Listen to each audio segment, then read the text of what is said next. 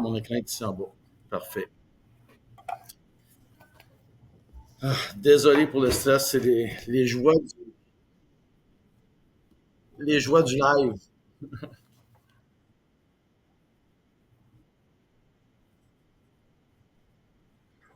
Oui, parfait. Excellent. Oui,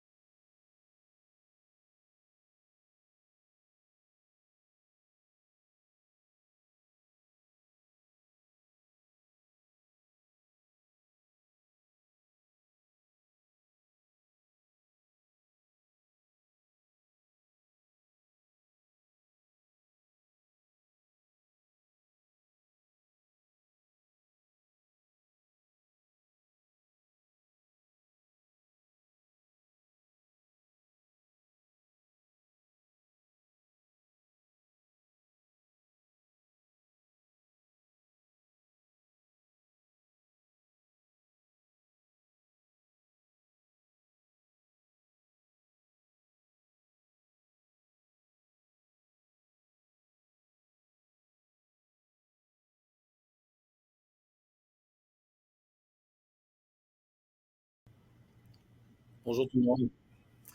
Bonjour tout le monde. Oui, ça va très bien, merci. Étant de présentation. Mon micro.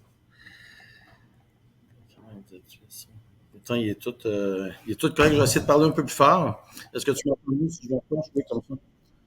OK, c'est ce que je vais faire. Oui, c'est la partenaire d'Amérique. Je suis sur mon laptop. C'est ça, je suis sur mon laptop.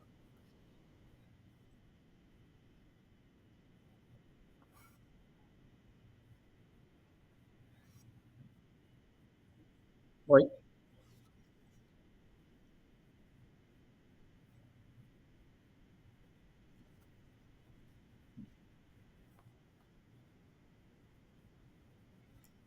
parfait.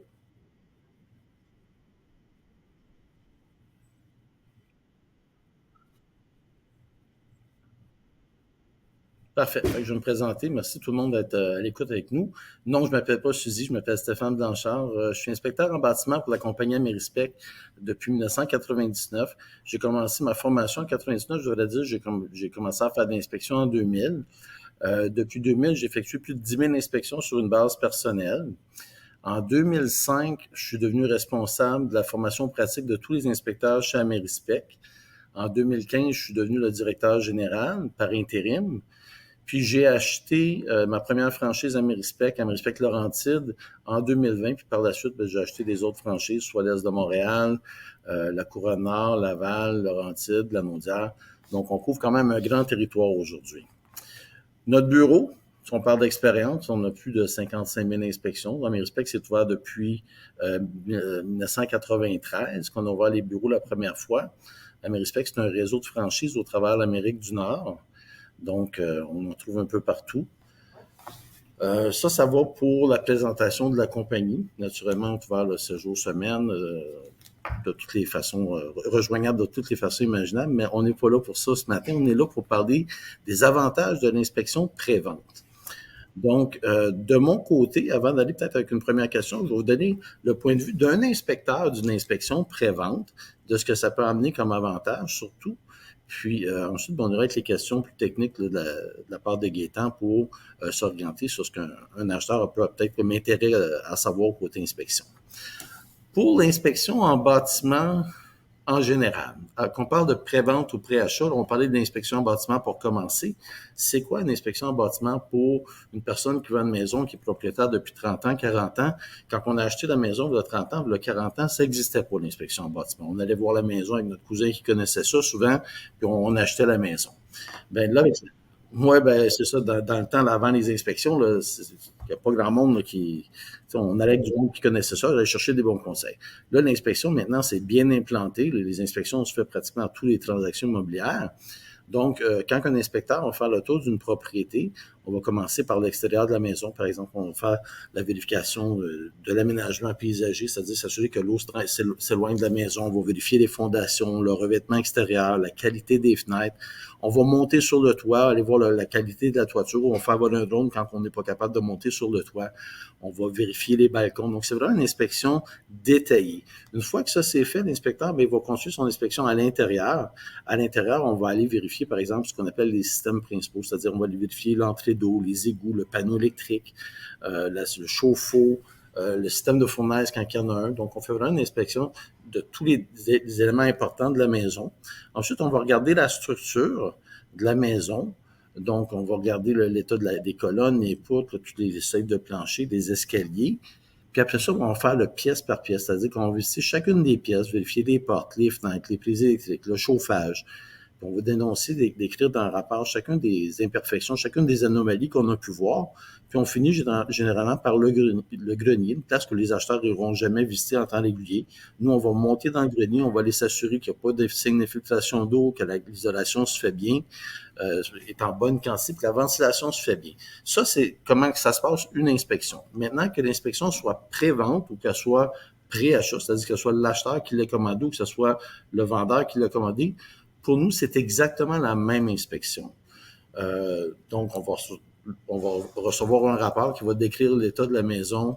Vraiment, c'est comme un Polaroid de la maison au moment où l'inspecteur est passé avec ces petites choses. Puis nous, ce qu'on voit comme un gros plus au niveau de l'inspection pré-vente, c'est que ça permet de faire une bonne mise en marché. On s'entend, là, une inspection, il va toujours avoir des défauts qui vont sortir. Puis souvent, c'est des irritants. Quand c'est des petits défauts, des petites niaiseries, là, tu sais, si on dit que les scellants sont brisés, les scellants sont secs, sont brisés, il faudrait mettre des extensions de gouttière au bas des... Ça, c'est pas des choses qui coûtent cher. Mais quand l'acheteur fait faire l'inspection avec son inspecteur, puis ces petits-là, ces petits défauts-là, ça sort, ces petits manques-là sortent un après l'autre, après l'autre, après l'autre, pendant 1 heure et demie, 2 heures de temps. Souvent, ça devient des irritants. Fait que quand on a eu le privilège d'avoir cette information-là avant de mettre la maison en vente, ben si c'est d'acheter des extensions de gouttière à 10$ qui va enlever un irritant, puis de refaire un scellant autour de la porte patio, qui va en enlever un autre, ben ça, c'est des choses qui coûtent pas cher, que le vendeur peut faire, puis que quand il va mettre sa maison sur le marché, elle va être en meilleure position qu'une autre maison. Un peu comme le home staging qu'on parlait hier, là, on va aller s'assurer que l'acheteur aime le produit qu'il voit. Fait que c'est un peu ma vision de l'inspection pré-vente. Là, maintenant, Gaétan, je vais te laisser aller avec tes questions. On va enchaîner là-dessus.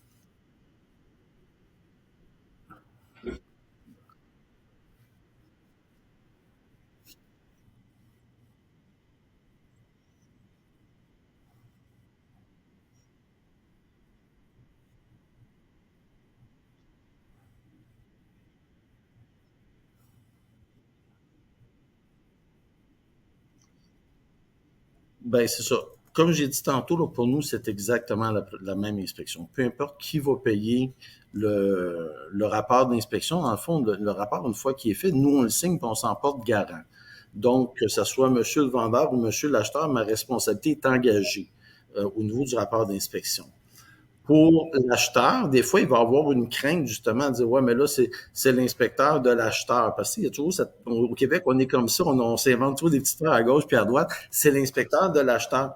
Puis ça, ben moi, cette crainte-là, ben euh, je travaille très bien avec. C'est-à-dire que quand il y a une inspection pré-vente qui a été faite, qu'on va joindre à la déclaration du vendeur. Là, ça va montrer vraiment la transparence du vendeur. Si le vendeur en a profité pour faire quelques petites corrections, il peut marquer les choses qu'il a fait dans le rapport qu'il va présenter aux acheteurs éventuellement.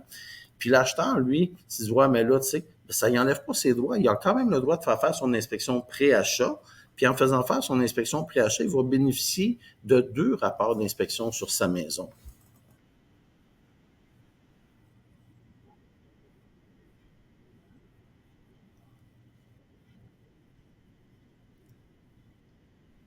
Oui, oui, oui.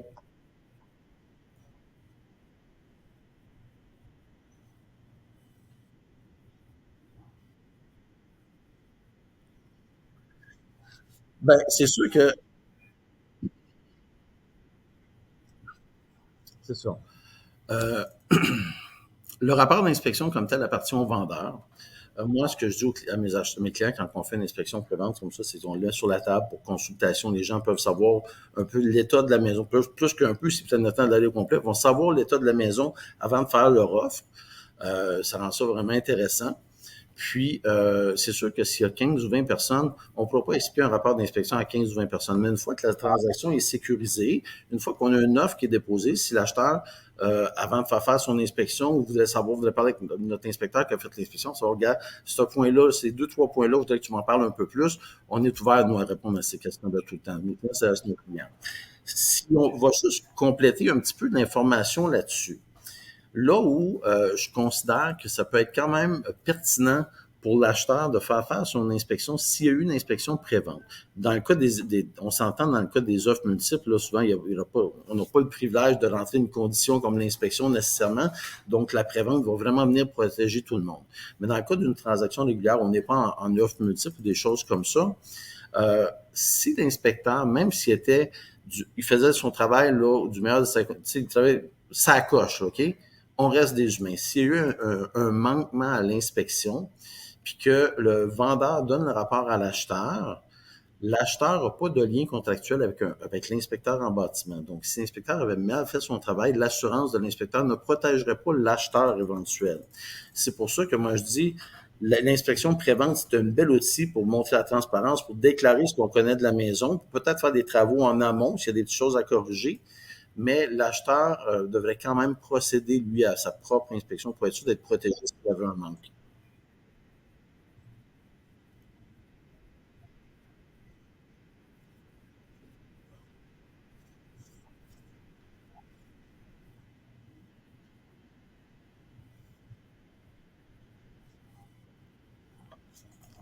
Ça vaut vendeur. Ouais, ça.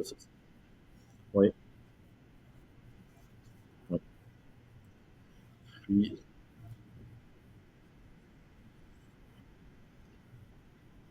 ouais, ben, je vais parler d'un autre point que je vois là, souvent là, du fait que je suis inspecteur en bâtiment.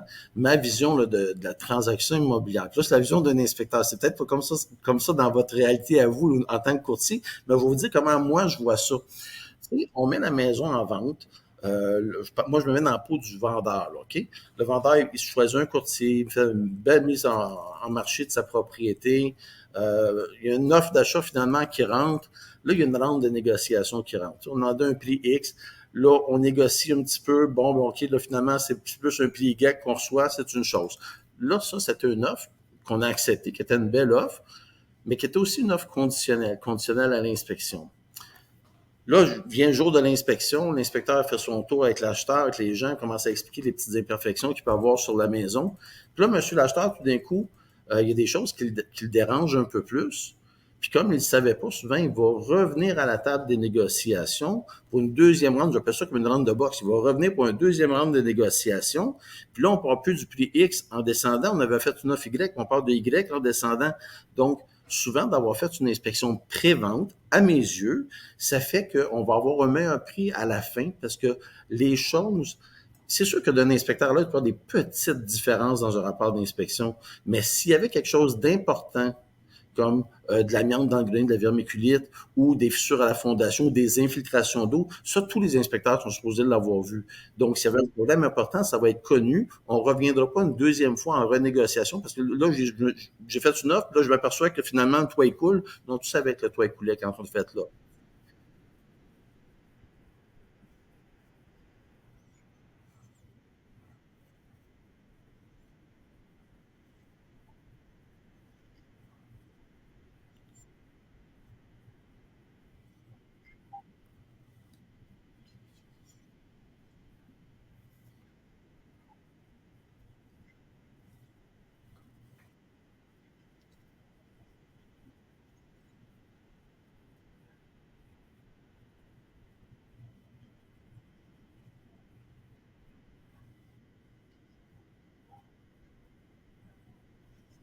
Ça serait responsabilité. Puis en plus, si je vais renchérir là-dessus, c'est que l'inspection pré-vente a été faite. L'inspecteur va relever des défauts. Bon, le inspecteur, lui, il relève comme défaut un problème de structure quelconque, OK? Puis là, ben, on met la maison à vendre comme ça. Quand ce défaut de structure-là quelconque, on parlait d'une fissure importante à la fondation, pour que ce soit plus clair, OK? L'inspecteur voit une fissure qui considère importante, c'est pas ce qu'on voit d'habitude, c'est un peu plus gros que ce qu'on voit d'habitude. Ouais, ils ont enlevé des supports à la structure, des choses comme ça. Là, quand on est dans le cadre d'une inspection pré-achat, l'inspecteur qui apprend ça, pas l'inspecteur, mais l'acheteur qui apprend cette information-là live, là, une fois que tout est fait, souvent, il va revenir en négociation. Il faut dire, ah, ça va coûter 15 000 à réparer ça. Là. Quand on a fait l'inspection pré-vente, puis qu'il y a un problème comme ça, qui sort, OK, oh, je ne savais pas qu'il y avait un problème d'importance sur ma maison, ben OK. Là, on a des options là, comme vendeur. Là. On peut le faire corriger. Ouais, mais ça coûte 15 000. OK, on peut faire des estimés. On peut vendre la maison à un certain prix. Il dit, gars, il y a un problème à corriger en bas au niveau de la poutre maîtresse qui est abîmée, là. Mais j'ai un estimé de deux personnes différentes. J'ai un estimé à 2700 puis un estimé à 3400. Fait qu'on ne se fera pas négocier pour 15 000 parce que c'est la poutre maîtresse. On a des prix. C'est juste pour tout le monde. C'est juste pour le vendeur. Il s'en fera pas trop enlever. Puis c'est juste pour l'acheteur. Il va voir ce que ça vaut vraiment. Fait que si l'acheteur, le vendeur veut pas nécessairement investir ses sous, parce que des fois, une personne âgée qui veut garder ses sous un petit peu, qui n'a pas les sous pour faire la réparation avant, ou ne veut pas s'embarquer dans les travaux, ben au moins, l'information est communiquée, puis on aura le bon prix, on va ajuster par rapport à ce prix-là, puis on peut faire la mise en marché, sachant qu'il y a une réparation à 5 000 qui devra être faite. Le prix a été mis en conséquence.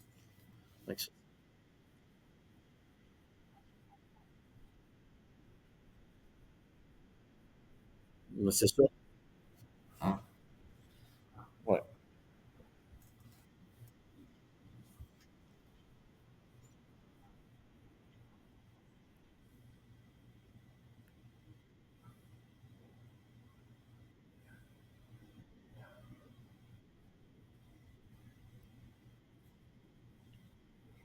Ouais.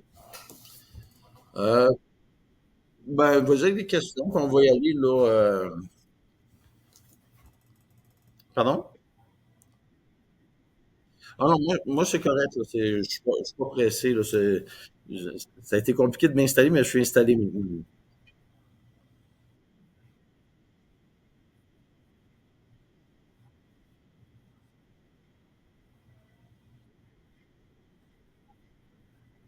OK. Ouais, mais gars, les choses les plus importantes, là, une maison, il faut que ça soit étanche. OK?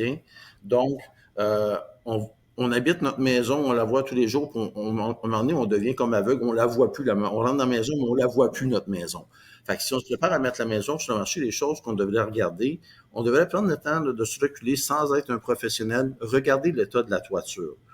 Un toit, les bardeaux d'asphalte, là, d'habitude, c'est lisse. Quand on a les morceaux qui commencent à relever à gauche puis à droite, c'est un signe d'usure sur cette toiture-là.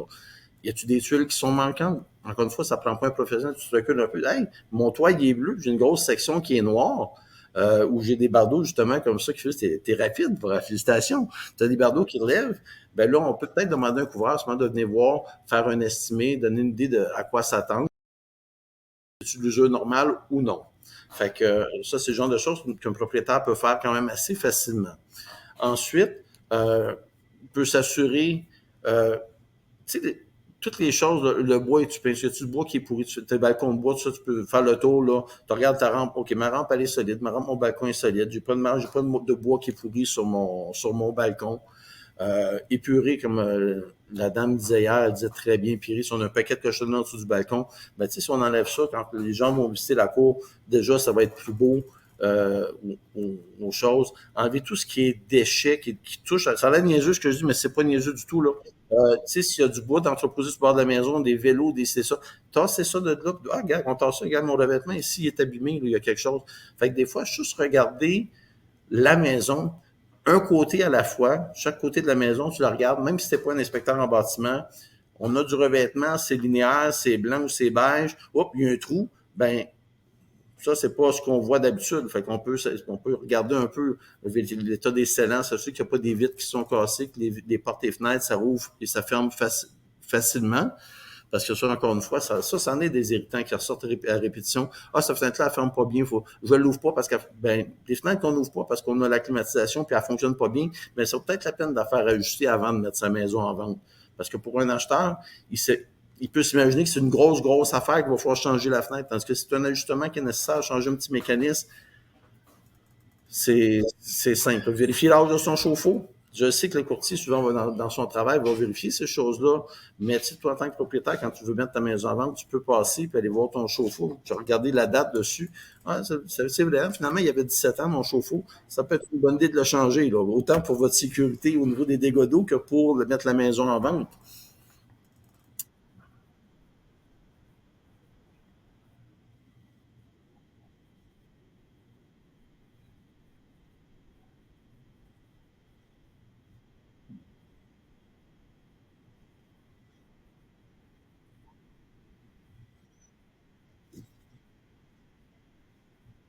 Oui.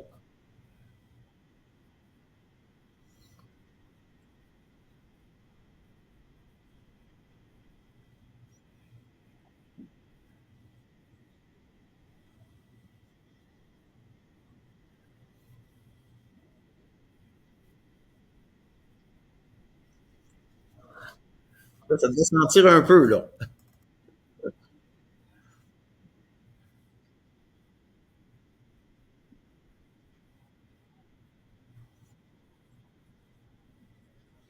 Oui.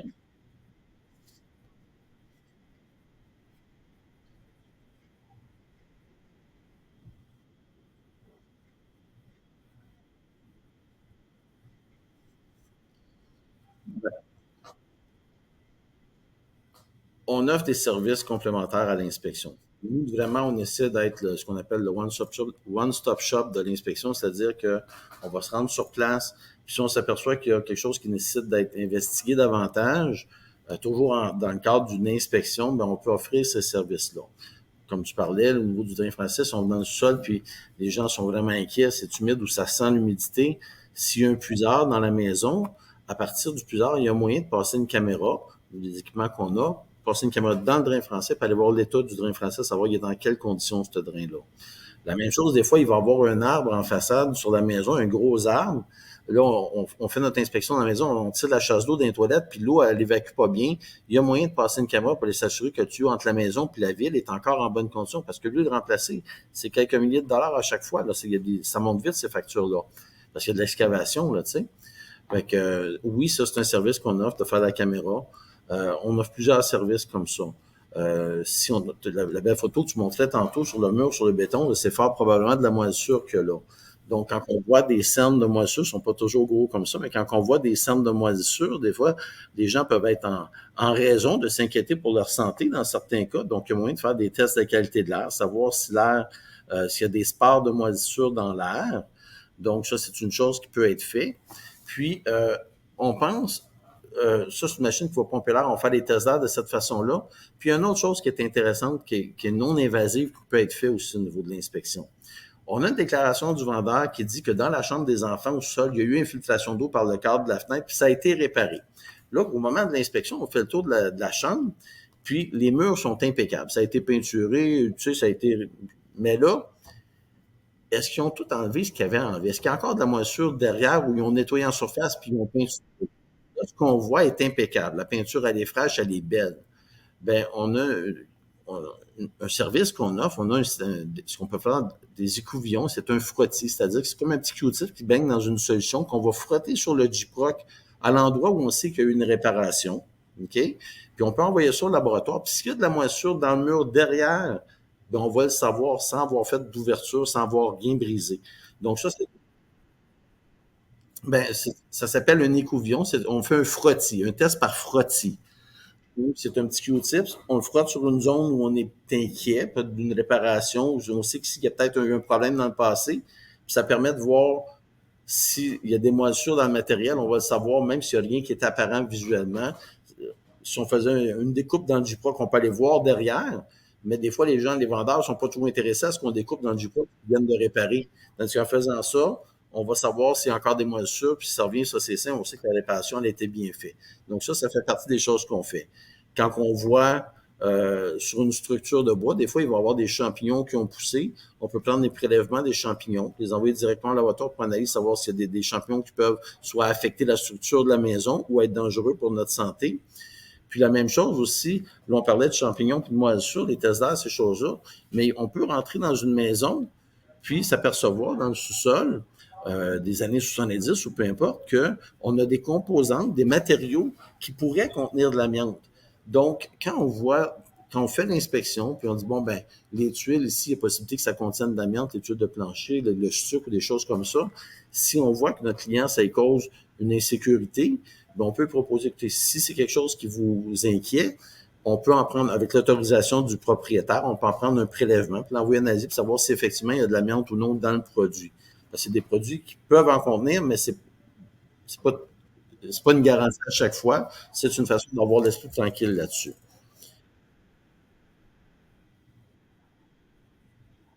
Oui, c'est ça. Il y a de l'amiante, c'est ça.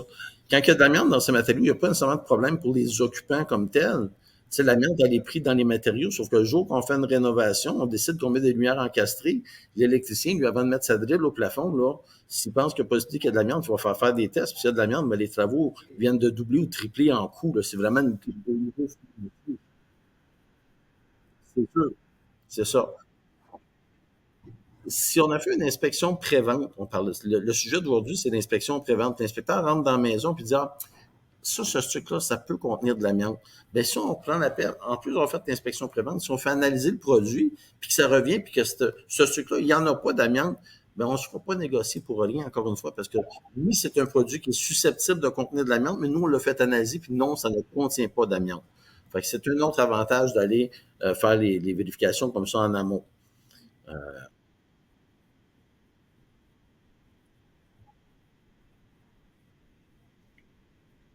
Oui, quand on fait l'inspection de la maison avec nous, on a toujours un hygromètre là, de la marque Tramex dans le cas d'Amérispec. Nous, c'est l'outil qu'on utilise.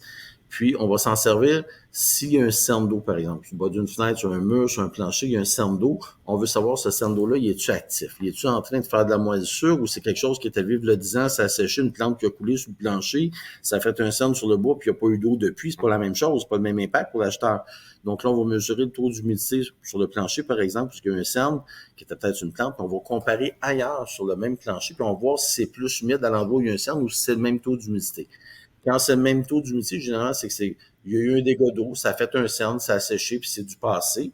Puis si on a un taux d'humidité qui est plus haut, ben là, il y a peut-être des investigations à faire. Il y a peut-être une infiltration d'eau par la porte patio, il y a peut-être une infiltration d'eau quelque part qui fait que notre plancher est encore humide. C'est pas normal qu'un plancher soit humide, là, c'est ça, si on compare avec le reste de la pièce. Là. Fait que ça permet d'aller un peu plus loin dans nos diagnostics.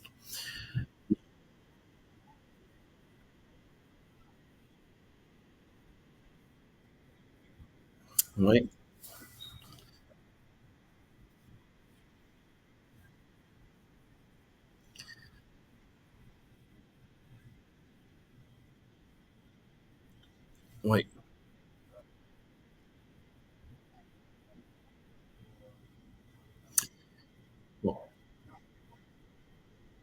Saint-Hilaire et Oka. Et Oka. Il y a une mine d'uranium à Oka. Un petit peu, mais ça, je vais compléter l'information, je vais répondre à votre question comme il faut. Donc, le gouvernement du Canada avait une map qui parlait des zones où on était plus à risque. On avait la zone tout ce qui est proche de Oka, donc jusqu'à Saint-Eustache, il y avait c'est une zone où le radon était quand même assez concentré. Puis ensuite, dans le secteur du Mont-Saint-Hilaire sur la rive sud. C'était les deux zones vraiment où c'était plus concentré pour le radon. Euh, les nouvelles maps pour le radon inclut la vallée du Saint-Laurent au complet. Donc là, on parle plus juste de Oka, là, on parle de Montréal. C'est pas compliqué au Québec. Là, la seule place où on bâtit des maisons, c'est dans la vallée du Saint-Laurent. Sinon, on est trop au nord, sinon on n'est plus au Québec. Là, fait que c'est vraiment là que ça se passe. Les endroits où on a les plus hauts taux de radon par maison, c'est une drôle de phrase, mais je pense que j'ai ça à dire comme il faut, c'est en Gaspésie. En Gaspésie, une maison sur deux a du radon. Le radon, pour le bénéfice des gens qui sont avec nous, c'est un gaz naturel qui est dans le sol, qui produit avec la décomposition de l'uranium qui est présente de façon naturelle dans le sol. Puis ce gaz-là, quand il rentre dans les maisons, ben, lorsqu'il est inhalé à longue répétition, peut causer le cancer des poumons, par exemple. C'est la deuxième cause du cancer des poumons au Québec. C'est plus de 800 morts par année, si je ne me trompe pas, juste au Québec.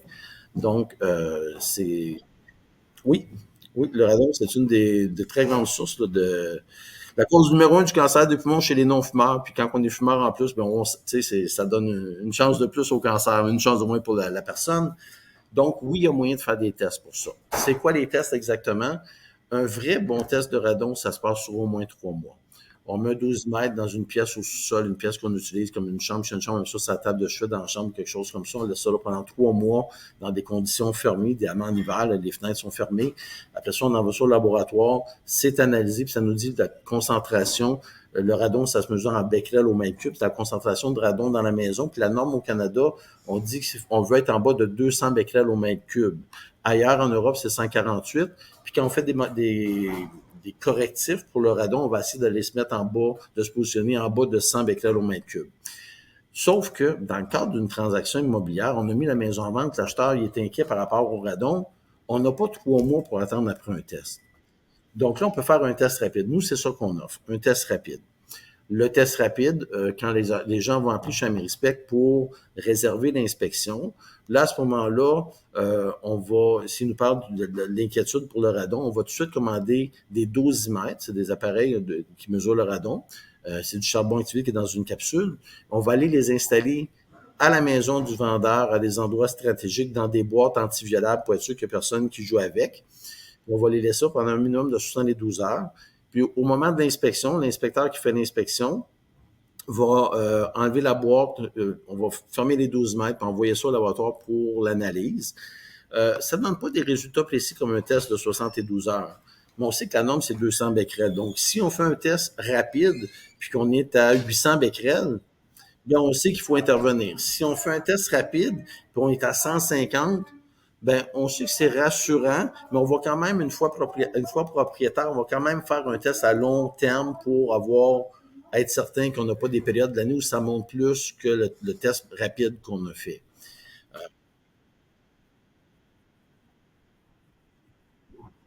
Oui, c'est un usage au cas, tout ça, c'est des zones là, qui sont sujets.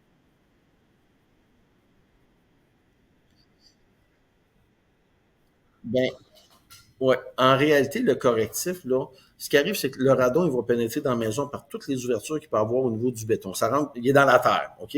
Donc, toute la partie de la maison qui est dans la terre, généralement, c'est notre sous-sol au Québec. C'est comme ça qu'on est bâti.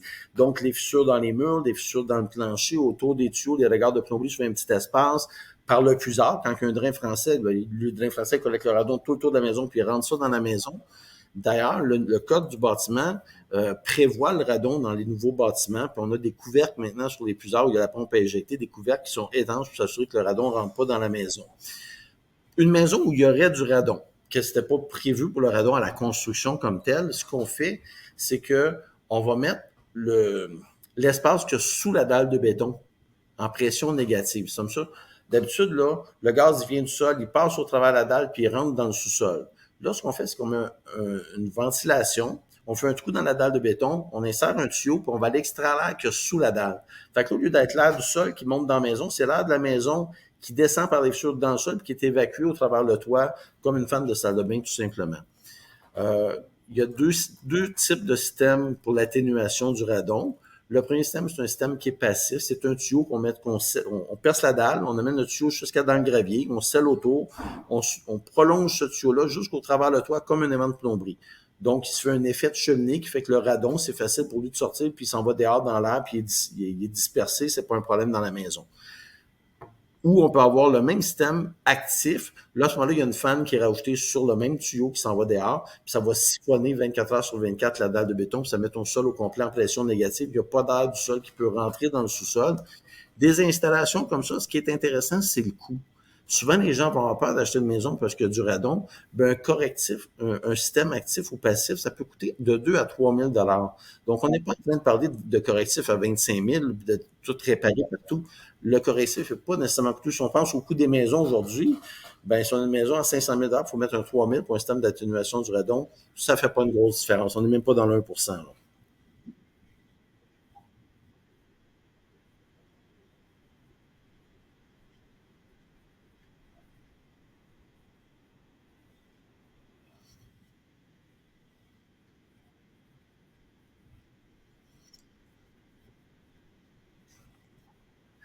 Ouais.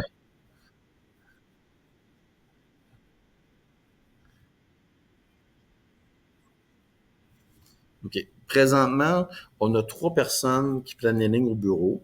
Il y a Suzy, ma partenaire, ma conjointe, ma femme, qui prend les lignes. On prend les lignes 7 jours sur 7, de 8 heures le matin à 21 heures le soir.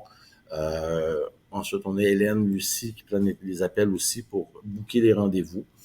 On a 4 inspecteurs sur la route. Présentement, on peut avoir une inspection en dedans de 3 jours. Puis chez Amerispec, peu importe l'inspection qu'on va faire, on vous garantit qu'on livre le rapport en dedans de 24 heures. On fait des inspections. J'ai fait un commercial institutionnel où l'Éden, pour ne pas le nommer, à Saint-François, c'est une résidence pour personnes âgées qui avait 165 chambres. On a inspecté la bâtisse au complet, incluant les 165 chambres, les salles de bain, les cuisines, la toiture, avec un partenaire pour les toitures commerciales. On a livré un rapport de 800 pages en dedans de 24 heures. On a travaillé toute la nuit, mais on a livré notre rapport en dedans de 24 heures. Ça, on s'en fait une fierté.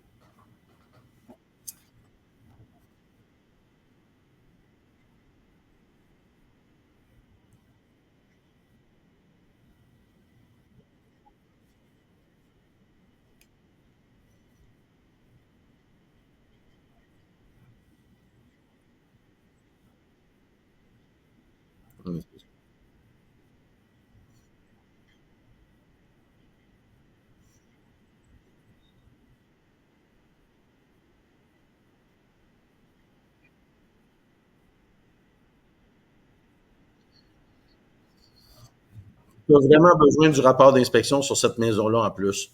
La maison qui est en bas de 500 000, tu as besoin d'un rapport d'inspection, ça je te le garantis. Là. Fait que,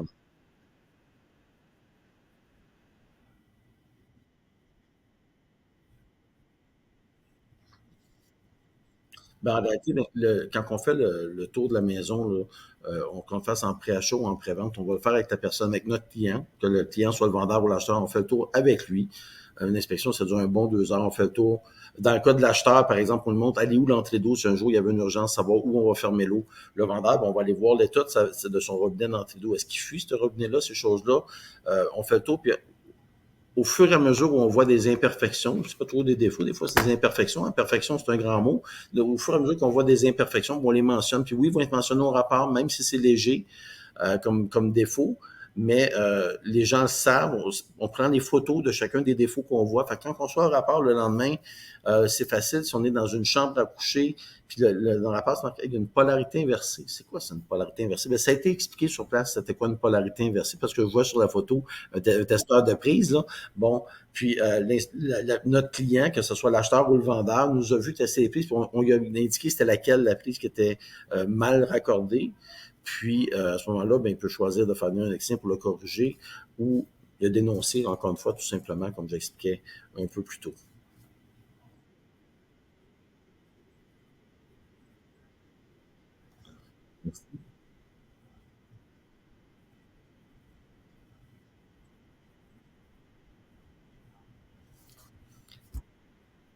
Bon, on est tout le temps là, toujours en tête à répondre aux questions de tout le monde. On se fait un plaisir. Là.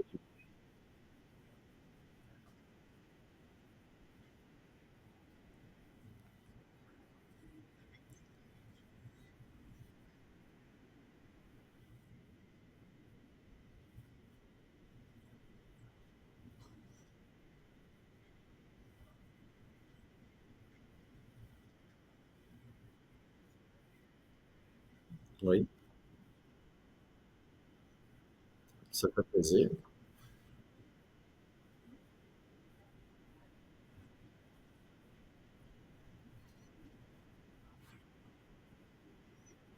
C'est bien gentil. Félicitations pour c'est une belle action que tu fais là. C'est une belle chose. Merci bien. Merci, au revoir.